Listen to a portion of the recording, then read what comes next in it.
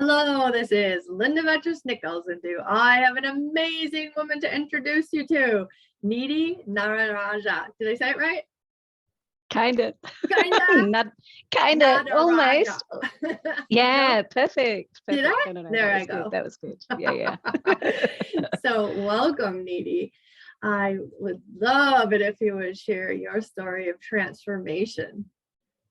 Yeah, look, it's been a couple of years, really. I think that, that's kind of what I would call my transformation, the period of the last couple of years. But it started really strangely. Like, I didn't really start with any sort of aim to transform or to be anyone different. It was very much COVID hit.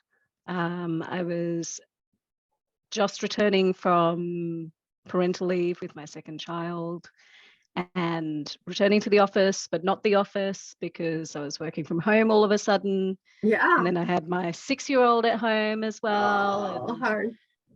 Yeah, so it was hard. And I was like, I just felt quite isolated at the time. And so Right. I was like, okay, how do I connect with people, right? In this weird world where I've been in my own bubble for like 7 months, like with my new child, second child. And suddenly I'm out in the world, but I'm not out in the world. Yep. And I'm connecting, but I'm not connecting. And so it's like, what do I do? Right. And I had previously dabbled a little bit in writing on LinkedIn. Okay. And for you're a some lawyer reason, by trade, right? and I'm a lawyer by trade, right? Yeah. And I was like, do you know what? I'm just going to use this as a way to communicate with people that I know, like, right? Like, it wasn't about, I actually wasn't even thinking of it as social media. Like, it was just, okay, people that I know, my colleagues, my friends, everyone, they're all on here. So let me just use this platform to share what's going on for me and try and communicate, I guess, where I am and some of the challenges that I'm facing and some of the great experiences that I'm having as a result of, or awakenings that I'm having as a result of this strange new way of living. And so it kind of started from there, really. And it kind of, slowly I wrote more, and then I wrote some more. And as I wrote some more, I reflected some more. And as I reflected more, I started living life differently. Wow. Because all of a sudden, I actually was very aware of what was going on around me. And, I really noticed it particularly with the kids. Like, I remember there being this moment where I was just sitting there with my daughter. I think it was with my daughter. And I think my son might have been there too. So your 6-year-old? And and they were interacting with each other. And so this is when he was really quite little, right? So he was probably under a year old. And I just sat there and I had this sort of out of body experience where I was sort of watching them, but not as me, but kind of from somewhere the above me. Observer, like sort of this meta sort of alien thing. I'm using stuff that I'm learning from my NLP course now, but I was in this sort of meta position and just sort of looking at this scene and just looking at them interact. And I remember sitting there and going, wow, I'm so much more aware of what's happening around me. Yeah. Because of having started to write. Nice. Strangely. Yeah. And so Great it's kind connection. of, it's, and that kept going. And I was like, wow, this is amazing. I love this. Yeah. I need to lean into this more. And so I would lean into it more and more and more. And my awareness kept growing. And, and then as my awareness grew, I was like, wow, I'm actually having an impact on other people. Yeah, I love your posts. Thank you. Yeah. Thank you. And your own stories. Yeah. And it just, I don't know, it started to really create a deeper sense of something new beginning. And I didn't quite know where this new thing was going to take me. Right. But I was like, I'm enjoying this. Whatever this thing is. Wherever it's going. It's nice and it's fun. Yeah, very authentic, organic. Yeah. Yeah, it's beautiful. And you really Thank you. struggled too, because you've, had autoimmune issues, right? And, Yeah. push to work and have kids. And then did you lose a baby between your two kids or before your first? Between my two kids. So yes to the autoimmune issues. So that was a big challenge. Yeah. I first found out about them before I had my first child, but then Okay. after I had her, everything came back with a vengeance, because this is what Okay. autoimmune issues tend to do. When you're pregnant, they kind of go away, and Yeah. then they come back and they go, here I am. Did you forget about me? No, I'm still here, and I'm coming back stronger than ever. Oh, And no. so, and that was a challenge during the pandemic for sure. And Yeah. and then with my daughter, I actually had a pretty hard time with her post-birth. So the pregnancy was really easy. But then Oh, afterwards, she had a lot of issues feeding, and she wouldn't put on weight. And so she had failure to thrive. yeah, that's amazing. And so it was really challenging. And I actually, looking back on that period now, wonder or think that I perhaps did have a little bit of postnatal going on at the time, because there were moments I remember just sitting there and going, I'm just going to sit here. You can cry. I don't care. I'm just going to sit here and just, for sure. I just know. blank. I have friends that had no idea they had postnatal depression, and like 4 years later, I'm like, that was postnatal depression. And they're like, oh yeah, you're right. Like we just don't even know sometimes, especially if you're like in the thick of it too. Exactly. And I think at the time I didn't realize, but then afterwards, when things got better, I think I was so scarred by everything that had happened that I was like, I need to put some time in between having my daughter, her being a little bit older, before we try for a second child. And I always knew I wanted a second child. Okay. Having grown up with a sister who I'm very close to, it was something that was pretty important to me. Like it that bond that I had with my sister, or have with my sister, is amazing. And I wanted that for my daughter. And so I was like, okay, we'll wait a few years and then we'll try. And obviously by that stage I'm getting a little bit older,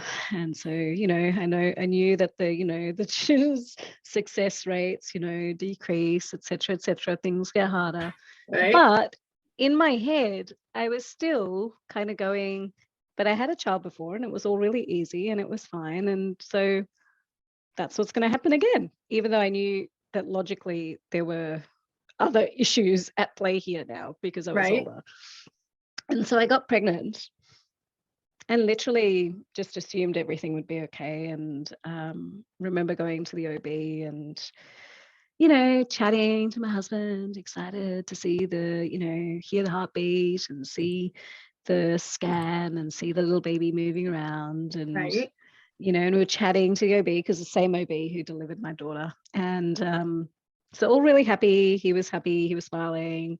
And then he starts looking at the monitor, and you just know, I think, and I think any woman who's been through this will say the same. You just kind of know there's like a light that goes off in the OB's eyes, right? And you can see it and you're like, something's not right. And in that second I was like, something is not right.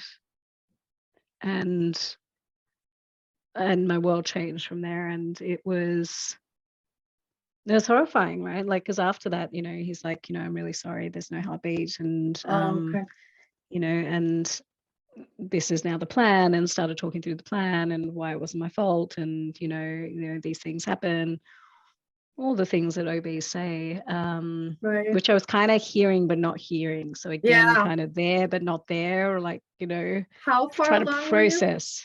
I was about 8 weeks along at that point. So it wasn't terribly long, but also it was long enough for my body to have started to change a little bit. It was long enough that I'd started to create pictures in my head, be excited. It was long enough that we had probably, and we probably shouldn't have done this, but we did tell my daughter, who was 3 at the time, that we were having a baby. That's hard. So she was talking to the baby and kissing my belly as a 3-year-old does, and so that was hard. Very. Yeah, and so I had that miscarriage, and then went on with life as if nothing had happened. And then I had to wait for a long time before trying again because I had complications. I had what's called a complete molar pregnancy, which means you have a risk of developing placental cancer. Wow. And so, yeah, lovely. And so, is this what you needed? just what I needed after a miscarriage. Because literally in my head, and like I was like, okay, all right, we've had a loss. We'll just try again because that's who I am, right? Get up, move on. No, nothing to see here. And then I was nothing told, to process.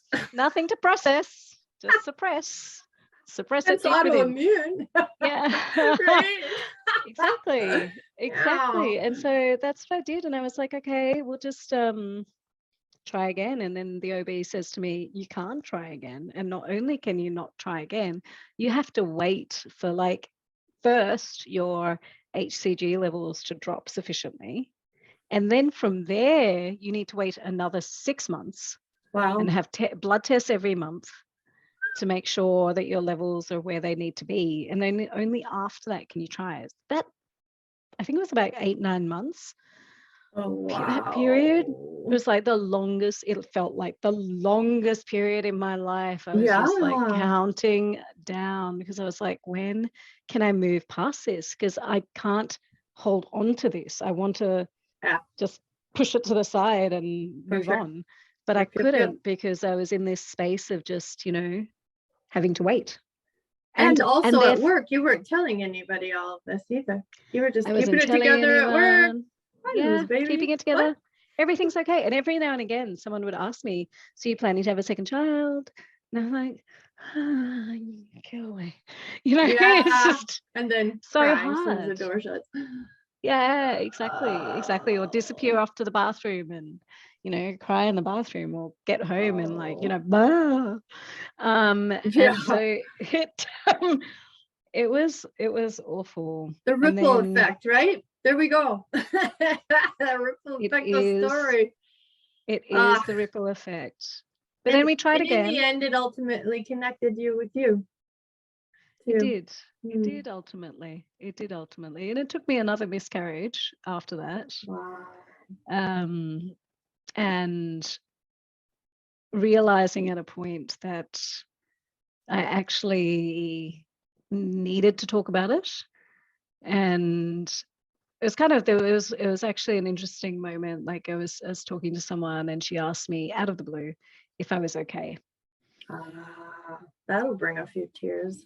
Bam. And in that moment, and it's funny how those little moments can feel like really long moments. Like in that moment, which was probably only a couple of seconds, I remember in my head going, I am about to respond to this on autopilot and to say yes. But something was stopping me. Ooh. And I think part of it was also not having necessarily been asked that question. Right. So either there were people that knew what was happening or what had happened and who I had talked to about what was happening. But for them, what had happened was such a long time ago now that it wasn't their reality anymore, right? That this had happened to me. Yeah. Sure. And so it's just my reality, or other people who had no idea what was happening. And therefore there was no conversation. And so suddenly to have someone go, are you okay? And I think she said, are you okay? You don't seem like yourself. I was just like, hang on. No, I'm not okay. And why am I trying to make out that I am? Right. And so it's this flip, this tiny second of time. Yeah, beautiful question to flip your switch. Wow. Yeah. I made a choice and decided to share, and that was the start of a journey to being more vulnerable, which was huge for me because it's just not a thing I'd ever really done before, even in my personal life. It just wasn't. I just wasn't a vulnerable person. I was a pretty closed up book, and I would keep my stories and trauma and grief and anything and everything that had affected me, I would keep it very close to my own heart and not share it with people. And this was the first time I really did. And it kind of started an avalanche of sharing. Right. Oh, wow. Well, thank you Yeah. so much for sharing it here. This is great. Yeah.